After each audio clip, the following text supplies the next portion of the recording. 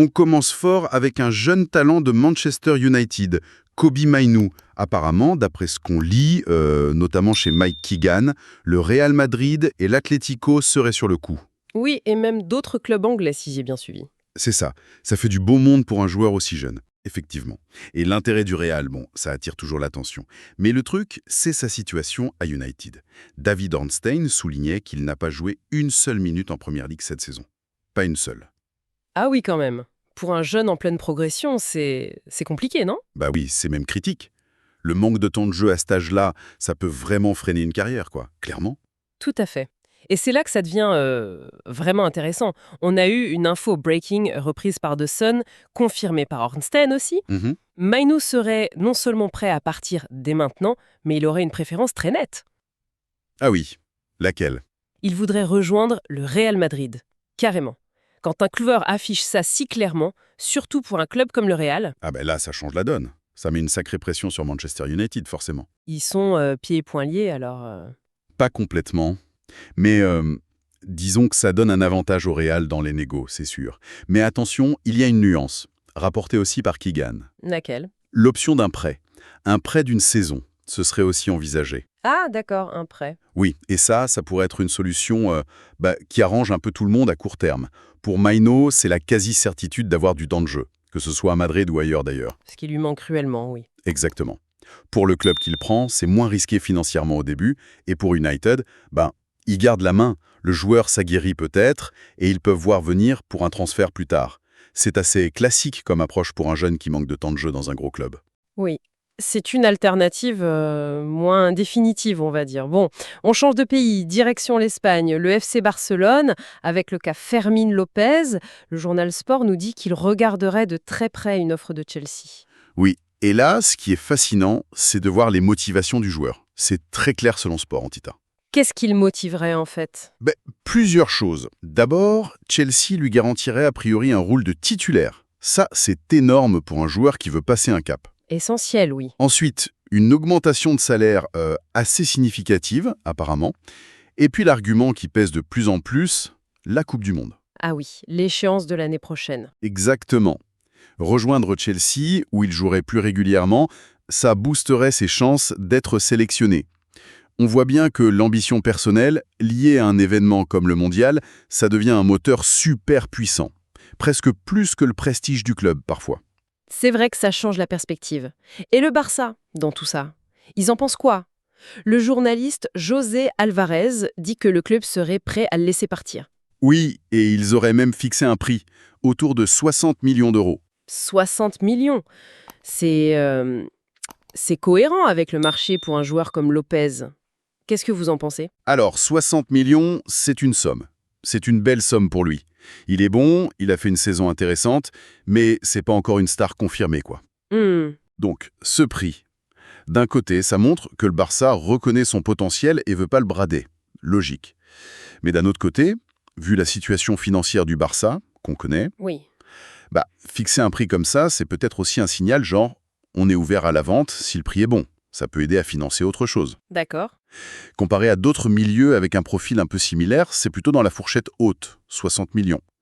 Les négos avec Chelsea pourraient être serrés. Mais bon, Chelsea et le marché anglais, on sait qu'ils peuvent sortir le chéquier. C'est sûr. Allez, on continue avec une stratégie un peu différente, plus long terme. Ça concerne Dayo Upamecano, le défenseur français du Bayern. Le Real Madrid serait dessus. Bon, ça, c'est pas très surprenant. Non, vu le joueur. Mais c'est le timing qui est un peu bizarre. Ah bon? Pourquoi? Bild a sorti des infos un peu contradictoires, en fait. Une première source parle d'un plan du Real pour le signer gratuitement. Gratuitement. Oui, mais en 2026, à la fin de son contrat actuel avec le Bayern. Ça, c'est la stratégie classique, tu vois. Cibler un joueur longtemps à l'avance, attendre qu'il soit libre. Une planification sur plusieurs années, quoi. Mais vous parliez de contradiction. Oui, parce qu'une autre info de Bild, sortie quasiment en même temps, dit que le Real le voudrait libre, mais dès l'été prochain. L'été prochain. Donc, été 2025. Voilà. Et là, ça colle plus. Si son contrat va jusqu'en 2026, comment il peut être libre en 2025 ? C'est impossible. Ah oui, effectivement. Alors, c'est quoi l'explication? Une simple erreur dans une des dépêches? Ou c'est plus tordu? Difficile à dire. Ça peut être une coquille, bien sûr, Mais ça peut aussi être une tactique du Real. Une tactique, c'est-à-dire? Annoncer qu'ils le veulent libre l'été prochain, même si c'est un an trop tôt, ça met la pression. Sur le Bayern surtout. Comment ça? Ça met le Bayern face à un choix collu. Soit elle se dépêche de prolonger Upamecano maintenant, soit il risque de devoir le vendre à l'été 2025 pour pas le perdre pour 0 € un an plus tard. C'est une façon de faire baisser le prix, potentiellement. Un coup de poker. Malin ou risqué? Les deux, sans doute. Mais ça montre bien ce jeu d'échecs permanent entre les grands clubs, cette anticipation sur les contrats. C'est fascinant. Et on imagine que pour Upamecano lui-même, savoir que le Real pense à lui comme ça 1 an ou 2 à l'avance. Ça renforce sa position dans les discussions avec le Bayern, c'est clair. Ça lui donne des cartes en main. On reste dans les stratégies, mais là avec des chiffres qui donnent le tournis. On va à Newcastle pour parler d'Alexander Isak. Ah, Isaac. Selon Graham Belley, Liverpool n'aurait pas abandonné l'idée et préparerait une nouvelle offre. Tenez-vous bien, plus de 150 millions d'euros. Waouh 150 millions. Plus de 150 millions. C'est juste dingue, non? Oui, c'est colossal. Même pour le marché actuel qui est déjà complètement fou, surtout pour les attaquants. C'est une somme qui redéfinit un peu les normes. Mais qu'est-ce qui peut justifier ça? Si ça se confirme, hein. Premièrement, ça montre la valeur qu'on accorde aux attaquants qui marquent en Première Ligue et qui ont encore une marge de progression. Isaac, il coche ses cases. D'accord. Deuxièmement, ça prouve encore une fois la puissance financière démesurée des gros clubs anglais comme Liverpool. Ils peuvent envisager ça pour renforcer un secteur clé. Peut-être qu'ils anticipent un départ ou qu'ils veulent juste rajeunir devant. Mais est-ce qu'il vaut vraiment ce prix-là, Isaac? Plus de 150 millions? C'est rationnel? C'est la grande question. La valeur, elle est toujours relative, hein. Ça dépend du besoin de Liverpool, de la rareté du profil, du contrat qu'il a encore à Newcastle, de la volonté de Newcastle. Liverpool payerait pour son efficacité, son potentiel, et sûrement parce qu'il pense qu'il peut parfaitement s'intégrer à leur jeu.